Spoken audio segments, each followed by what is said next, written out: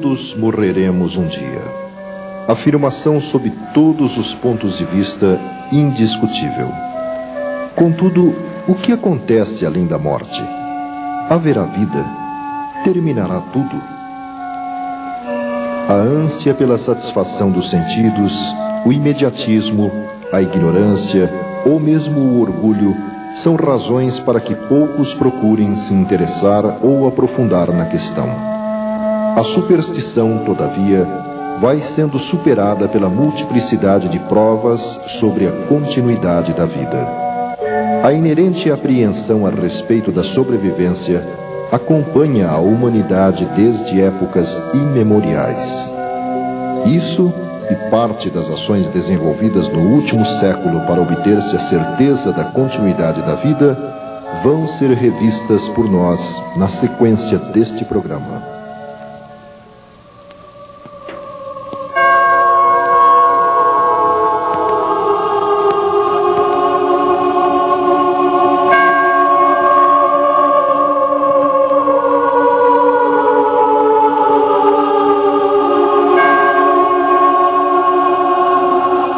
Na Índia, sua religião primitiva teve como base os livros dos Vedas, os quais, por sua vez, têm suas origens para além de 58 mil anos de nossos dias.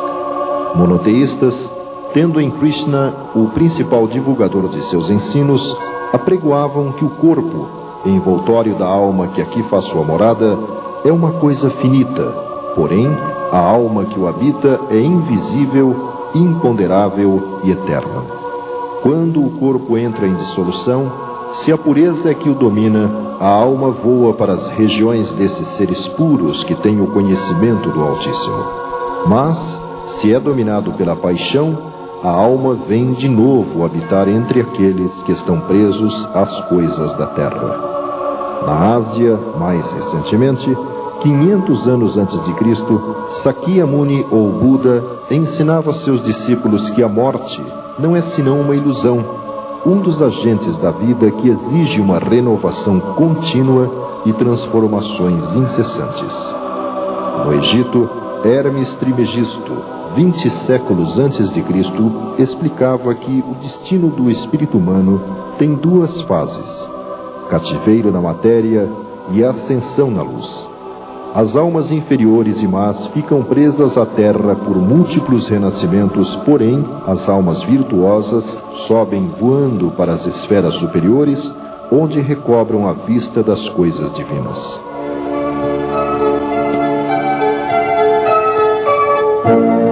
No judaísmo, não há noção clara a respeito da imortalidade. Contudo, Moisés, em seu Deuteronômio, capítulo 18, versículos 1, 2 e 12 do Velho Testamento, adverte: Nunca exista entre vós quem consulte adivinhos, quem observe sonhos e agouros, que use de malefícios, sortilégios, encantamentos, ou consultem os que têm o espírito pitônico e se dão a práticas da adivinhação, interrogando os mortos. Na Grécia, Pitágoras, também 500 anos antes de Cristo, fundamentando a ciência esotérica, explicava que a alma era o espírito envolvido em seu corpo fluídico e etéreo. Seu destino, sua queda e cativeiro na carne, seus sofrimentos e lutas, sua reascensão gradual, seu triunfo sobre as paixões e sua volta final à luz, tudo isto constitui o drama da vida. Na Gália, os druidas afirmavam que as almas não se sepultavam nos sombrios reinos do Érebo, mas sim voltavam a animar outros corpos em novos mundos. A morte não era senão o termo de uma vida. Alicerçando a doutrina cristã, Jesus forneceu várias indicações a respeito da sobrevivência da alma, como no insuperável Sermão da Montanha, dizendo: Bem-aventurados os que têm o coração puro, porque verão a Deus. Ou, como registrado no capítulo 14, versículo 2 do Evangelho de São João: Há diversas moradas na casa de meu Pai. Ou no capítulo 3, versículos 6 a 8: Em verdade, se o homem não renascer de novo, não poderá entrar no reino de Deus. Ele mesmo demonstrou a sobrevivência após a morte, aparecendo a seus discípulos dias após a crucificação.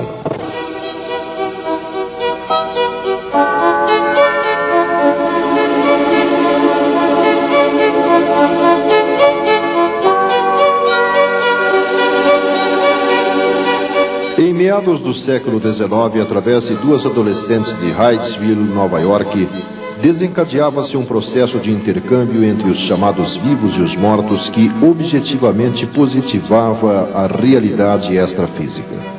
Tal método, levado para a Europa, passou anos depois a ser estudado de forma criteriosa por Hippolyte Denisard Leon Rivail, o qual se tornaria conhecido como Allan Kardec.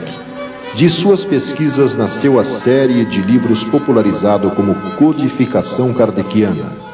O mundo dos espíritos desencarnados começava a ser descoberto através do processo de comunicação denominado por Kardec como mediunidade e analisado detalhadamente em O Livro dos Médiuns. Já a questão da morte foi meticulosamente verificada por Kardec em O Céu e o Inferno, ou A Justiça Divina segundo o Espiritismo, obra publicada em 1865, notadamente em sua segunda parte, onde o codificador apresenta depoimentos de 66 espíritos obtidos por via mediúnica e agrupados conforme o tipo de desenlace do comunicante. Vários intelectuais se engajaram na pesquisa e reflexão a respeito da sobrevivência, como o filósofo Leon Denis, autor, entre outros, de Depois da Morte, o astrônomo Camille Flammarion, que escreveu A Morte e o Seu Mistério, ou Gabriel Delan, que publicou A Alma é Imortal. Outros cientistas aprofundaram investigações sobre as manifestações dos sobreviventes à morte, como o químico inglês William Crookes, que em 1874, pela médium Florence Cook, obteve e fotografou a materialização do espírito de Kate King, ou o físico e astrônomo alemão Friedrich Zollner, o qual em 1877, após estudos com o médium inglês Henry Slade, propôs a existência da quarta dimensão da matéria.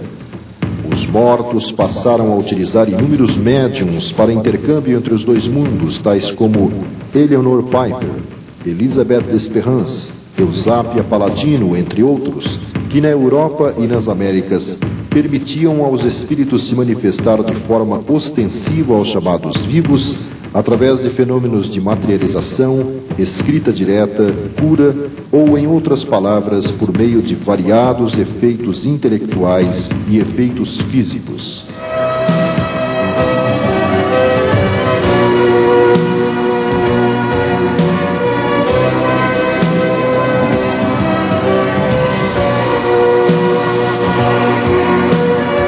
A quantidade de ocorrências inexplicáveis pelos conhecimentos disponíveis era tamanha que levou o cientista francês Charles Chet em 1900 a propor a metapsíquica, ciência cujo objetivo era estudar os fenômenos mecânicos ou psicológicos devidos a forças que parecem ser inteligentes ou a poderes desconhecidos latentes na inteligência humana. Em parte, seguindo a mesma linha de Kardec, o criminalista italiano Ernesto Bosano organizou na década de 20, com a colaboração de diferentes médiums, livros como A Morte e Seus Mistérios, A Crise da Morte, entre outros, reunindo e analisando depoimentos de espíritos comunicantes. Em 1932, no Brasil, é lançado O Parnaso de Além Túmulo, obra reunindo poemas de 56 autores, cujo estilo e forma foram reconhecidas por respeitados críticos literários. O médium, um humilde mineiro, então com 21 anos de idade, de instrução primária, chamado Francisco Cândido Xavier, iniciava uma jornada que ultrapassou 60 anos, recebendo mensagens assinadas por mais de 1000 espíritos, enfeixados em mais de 300 livros. Em 1934, nos Estados Unidos, na Universidade de Duke, o professor Joseph Banks Heine propõe a parapsicologia, disciplina científica que investiga os fenômenos que, existindo na natureza, são inabituais na contingência humana, quer sob o ponto de vista qualitativo, quer sob o ponto de vista quantitativo, a qual, por pontos de vista radicais, deu origem a outras escolas como a psicotrônica ou a psicobiofísica. Estas, apesar dos avanços alcançados através dos anos, segregaram constatações e comprovações a respeito da sobrevivência a laboratórios, teses, monografias, livros e congressos, sem que a sociedade em geral tivesse acesso em larga escala às informações disponíveis. Na década de 50 começam a surgir outros caminhos para a comprovação da continuidade da vida. No Brasil, em Congonhas do Campo, Minas Gerais, o espírito de um médico alemão de nome Adolf Fritz, tendo como médium um servidor público modesto chamado José Pedro de Freitas ou José Arigó, realiza extraordinárias cirurgias e curas, tendo como instrumento apenas uma faca ou canivete. Essa atividade atraiu para a pequena localidade mineira cientistas, políticos e milhares de necessitados de várias partes do mundo. Na Suécia, em 1959, o artista Fredrik Jürgenson, ao ouvir uma gravação com que tentava registrar o canto de alguns pássaros, percebe na fita estranhas e inexplicáveis vozes que pareciam dirigir-lhe uma mensagem. Estava nascendo o processo de captação de vozes de espíritos por meios eletrônicos, movimento que multiplicou adeptos rapidamente como o Dr. Konstantin Haudiv e Hans Bender.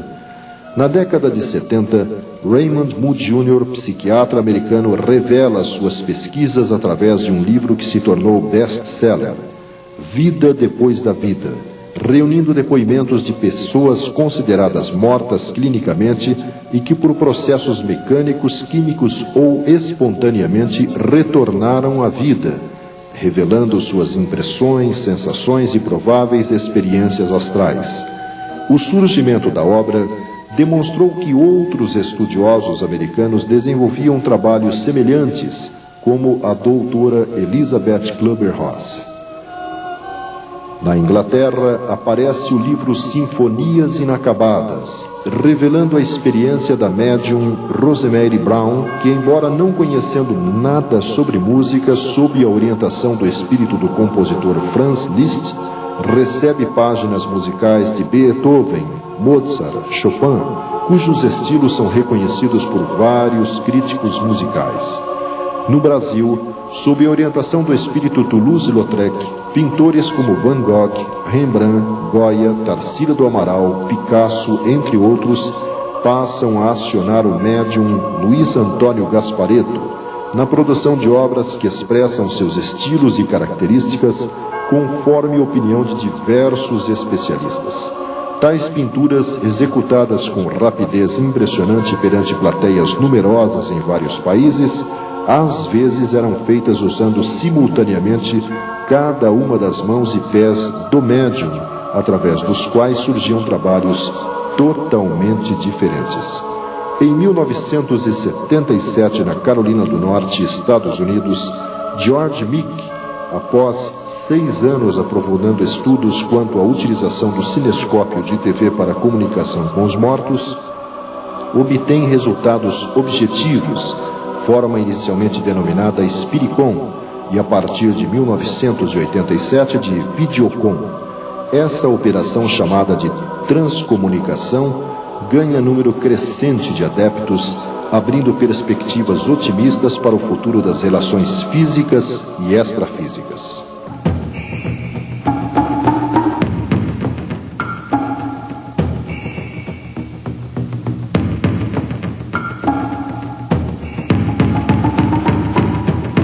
Apesar da quantidade de evidências sobre a continuidade da vida, nenhuma proposta foi tão precisa e aprofundada como a do Espiritismo, que dá a dimensão exata do que é o morrer e o após. Além da citada coletânea da obra O Céu e o Inferno, de Allan Kardec, nosso século, através de inúmeros médiuns e principalmente de Francisco Cândido Xavier, viu descortinar-se a realidade pós-morte com muita objetividade. Especificamente, temos a obra Voltei, assinada pelo espírito irmão Jacó, pseudônimo do empresário Frederico Figner, e Nosso Lar, de André Luiz, que transmitiu uma série de livros colocando-se como repórter das experiências envolvendo as duas dimensões da vida. Dentre eles, Obreiros da Vida Eterna descreve as repercussões físicas e espirituais durante o processo de desencarne de um ateu, um protestante, um espírita e um católico. Naquela que é uma das mais recentes fases do trabalho mediúnico de Francisco Cândido Xavier, foram recebidas milhares de mensagens compiladas em dezenas de livros, contendo datas, nomes, fatos, descrições de situações vividas pelos remetentes e destinatários das páginas, tão ricas e variadas que absolutamente não poderiam ser do conhecimento do médium, a menos que dispusesse de sofisticado sistema de informática. Pela repetibilidade de alguns elementos, segundo minuciosa pesquisa apresentada no livro Espiritismo e Vida Eterna, pode-se concluir serem relativamente comuns na fase do desencarne as seguintes ocorrências. Primeira, manutenção por parte do desencarnante durante algum tempo da lucidez e percepção quanto às atitudes, reações e comportamento das pessoas à sua volta, tentando reagir momentaneamente a esses acontecimentos. Segunda, ser acometido de um sono profundo, desmaio, torpor ou estado de inconsciência irresistível. Terceira, ocorrência de sonhos. Quarta, sensação de deslocamento do espírito para fora do corpo carnal. Quinta, visão de entidades espirituais que auxiliam no processo de desencarne. Sexta, a visão de uma névoa ou neblina branca e suave a envolver o recém-chegado à dimensão espiritual. Sétima, observação do antigo corpo carnal. Oitava, percepção das manifestações de inconformidade como choro, aflição, etc., dos que permanecem no plano físico. Nona, despertamento num leito de hospital no plano espiritual. Décima, perplexidade ante a consciência de se sentir vivos. 11ª, o reencontro com familiares e amigos que já haviam morrido. E, finalmente, 12ª, a recapitulação dos fatos da própria vida. O Livro dos Espíritos afirma categoricamente que a única fatalidade que existe na vida é o instante da morte, que é previsto no roteiro que o ser segue em sua passagem pelo plano material denso. Em vista disso, a questão da eutanásia deve ser descartada em razão do sofrimento desnecessário a que se pode expor a criatura, que afinal prosseguirá vivendo, bem como no caso do suicídio, como se pode avaliar estudando o livro Memórias de um Suicida, recebido pela médium Ivone Pereira. Quanto à doação de órgãos para transplantes, dizem os espíritos que a atitude deve ser feita com despreendimento e, naturalmente, o sentido humanitário da decisão, pelos méritos de que se reveste, funcionará como atenuante, favorecendo a ação de entidades especializadas no processo do desencarne. No que se refere à cremação do corpo, os espíritos recomendam aguardar-se no mínimo um prazo de 72 horas para que o despreendimento espírito-matéria possa ser consumado. Através do médium Francisco Cândido Xavier, o instrutor espiritual Emmanuel diz: a impressão da alma no momento da morte varia com os estados de consciência dos indivíduos. Para todas as criaturas, porém, manifesta-se nesses instantes a bondade divina, através da assistência de seus protetores e amigos invisíveis, que os auxiliam a se libertar das cadeias que os prendem à vida material. As sensações são mais ou menos de acordo com o tipo de morte. Elas, porém, passam, e nos primeiros tempos no plano espiritual, vai a alma colher os frutos de suas ações no plano físico. O adágio tal vida, tal morte recebe então sua sanção plena.